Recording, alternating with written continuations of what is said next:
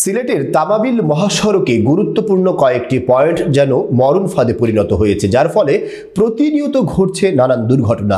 সরেজমিনে গিয়ে দেখা যায় তামাবিল মহাসড়কের জৈন্তাপুর উপজেলার বিরাইমারা কদমখাল এলাকায় ও ফেরিঘাট কাটাগাং পয়েন্ট এলাকা জুড়ে দীর্ঘ 5 থেকে 7 কিলোমিটার অংশ যান চলাচলের অনুপযোগী হয়ে পড়েছে। এই সমস্ত এলাকায় মহাসড়ক অংশে রাস্তার এক পাশে সমান্তরাল বড় বড় ঢেউ সৃষ্টির ফলে যানবাহনকে বাধ্য হয়ে বিপরীত দিকে চলাচল করতে হচ্ছে। রাস্তাগুলো দেখে বোঝবার উপায় নেই যে এটা কোনো মহাসড়ক না রেল লাইন। এ নিয়ে স্থানীয়দের মধ্যে ক্ষোভ বিরাজ করছে।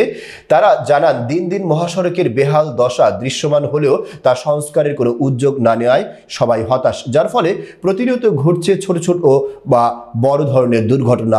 এজন্য সড়ক দুর্ঘটনা এড়াতে অতি দ্রুত সময়ের মধ্যে মহাসড়ক সংস্কারের মাধ্যমে মহাসড়ককে যানবাহন চলাচলের উপযোগী করে তোলার আহ্বান জানান তারা।